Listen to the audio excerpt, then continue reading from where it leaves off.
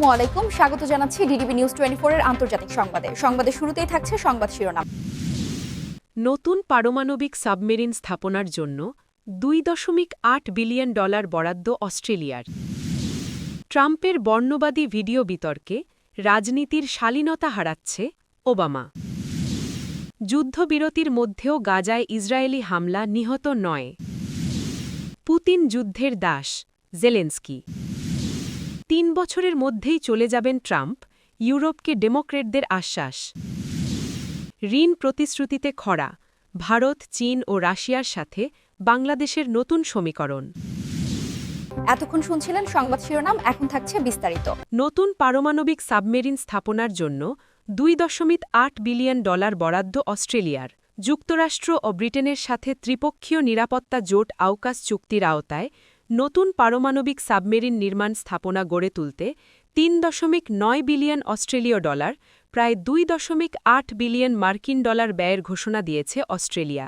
রোববার এ অর্থকে প্রকল্পের প্রাথমিক বিনিয়োগ হিসেবে উল্লেখ করা হয়। আউকাস চুক্তির লক্ষ্য যুক্তরাষ্ট্রের কাছ থেকে অত্যাধুনিক সাবমেরিন সংগ্রহের মাধ্যমে অস্ট্রেলিয়ার জন্য একটি শক্তিশালী সাবমেরিন বহর গড়ে তোলা এবং বিভিন্ন যুদ্ধ প্রযুক্তি উন্নয়নে সহযোগিতা বাড়ানো।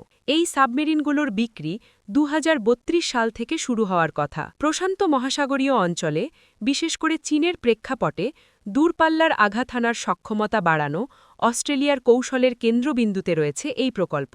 আগামী 30 বছরে পুরো চুক্তির ব্যয় $235 বিলিয়ন মার্কিন ডলার পর্যন্ত পৌঁছাতে পারে। এতে ভবিষ্যতে নিজস্ব সাবমেরিন নির্মাণ প্রযুক্তিও অন্তর্ভুক্ত রয়েছে। প্রতিরক্ষা মন্ত্রী রিচার্ড মার্লেস বলেন, দক্ষিণাঞ্চলীয় শহর অ্যাডিলেডের কাছে অসবর্নে নির্মিতব্য স্থাপনাটি এই পরিকল্পনার কেন্দ্রবিন্দু হবে।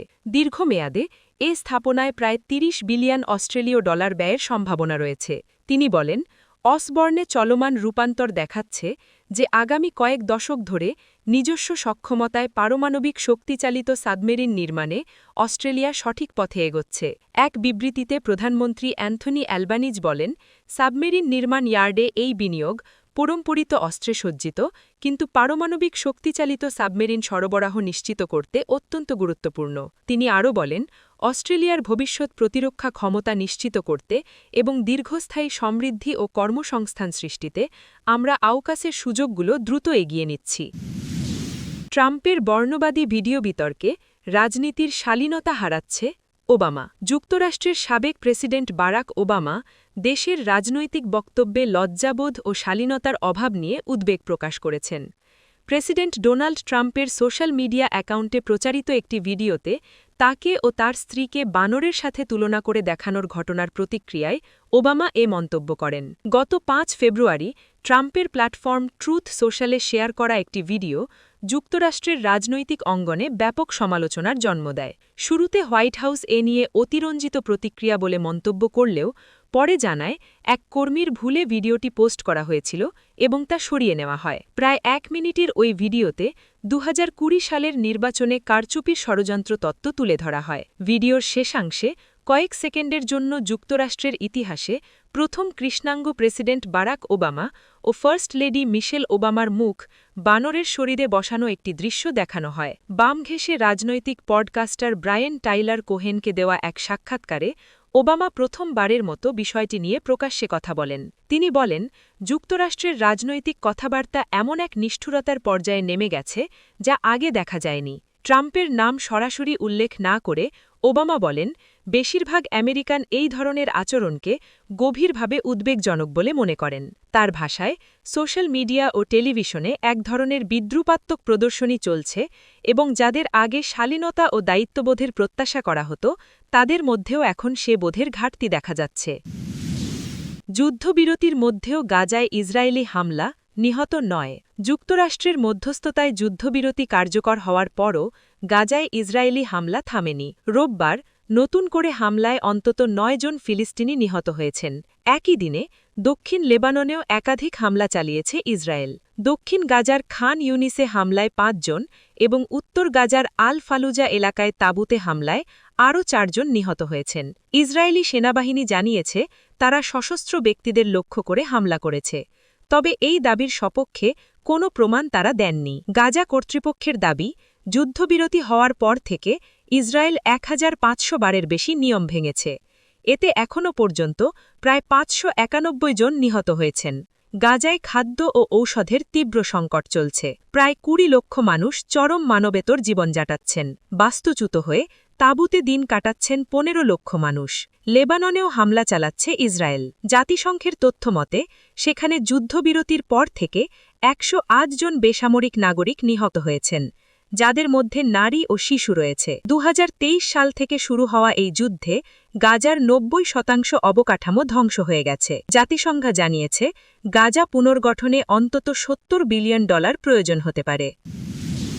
পুতিন যুদ্ধের দাস জেলেনস্কি।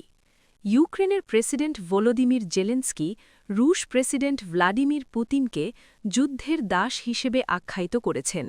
শনিবার ১৪ ফেব্রুয়ারি মিউনিখ নিরাপত্তা সম্মেলনে এক ভাষণে এই মন্তব্য করেছেন। খবর বার্তা সংস্থা এএফপি-এর। জেলেনস্কি বলেন, রাশিয়ার আক্রমণের ফলে দেশের প্রতিটি বিদ্যুৎ কেন্দ্রগুলোর বড় ধরনের ক্ষতি হয়েছে। ইউক্রেনের প্রেসিডেন্ট ভলোদিমির জেলেনস্কি বর্তমান রাশিয়া ইউক্রেন যুদ্ধের প্রেক্ষিতে আঞ্চলিক ছাড় বা ভূখণ্ড হস্তান্তরের ধারণাকে ১৯৩৮ সালের মিউনিখ চুক্তির সাথে তুলনা করেছেন। তিনি সতর্ক করেছেন, হিটলারের মতো পুতিনকে ছাড় দিলে তা শান্তি আনবে না, বরং এটি আরও আগ্রাসনকে উস্কে দেবে।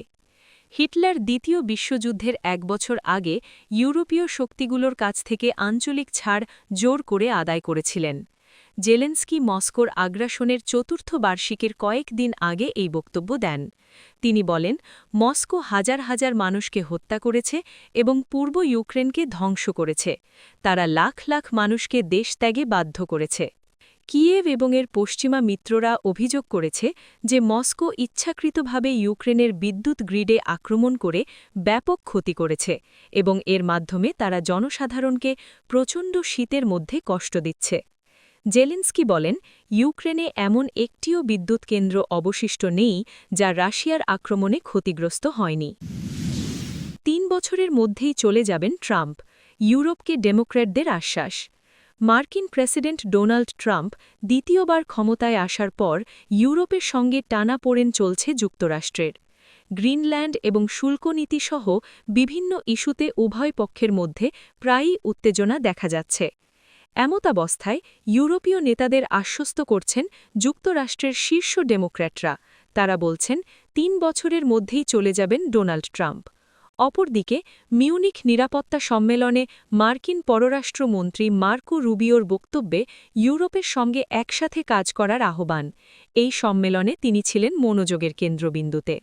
শনিবার তার বক্তব্যে তিনি কী বলেন তা নিয়ে উদ্বিগ্ন ছিলেন ইউরোপীয় নেতারা। যদিও তার ভাষণ ইউরোপীয় দেশের নেতাদের উদ্বেগ পুরোপুরি দূর করতে পারেনি। ডোনাল্ড ট্রাম্পের অধীনে মার্কিন সম্পর্ক ফিকে হয়ে গেলেও তা ভাঙবে না বলে আশা দেখানো হচ্ছে। তবে নিরাপত্তা সম্মেলনে রুবিওর বক্তব্যই যুক্তরাষ্ট্রের একমাত্র রাজনৈতিক কণ্ঠস্বর ছিল না। গত বছরের সম্মেলনে ভাইস প্রেসিডেন্ট জে.ডি. ভ্যান্স ইউরোপীয় নেতাদের তীব্র সমালোচনা করেছেন। তবে মার্কিন পররাষ্ট্রমন্ত্রী মার্কো রুবিও শনিবার উদ্বিগ্ন ইউরোপকে আশ্বস্ত করে বলেছেন যে ওয়াশিংটন ট্রান্স আটলান্টিক জোটকে পুনরুজ্জীবিত করতে চায়। এটি এমন এক জোট যেখানে শক্তিশালী ইউরোপ মার্কিন বৈশ্বিক সংস্কার মিশনে সহায়তা করবে। শনিবার মিউনিখের নিরাপত্তা সম্মেলনে বক্তব্য রাখেন রুবিও। গত কয়েক মাসে মার্কিন ইউরোপীয় সম্পর্ক বেশ টানাপোড়েনের মুখে পড়েছে, বিশেষ করে মার্কিন প্রেসিডেন্ট ডোনাল্ড ট্রাম্পের গ্রিনল্যান্ড দখলের ঘোষণা এবং মিত্র দেশগুলোকে নিয়ে তার বিদ্রুপাত্মক মন্তব্যের কারণে।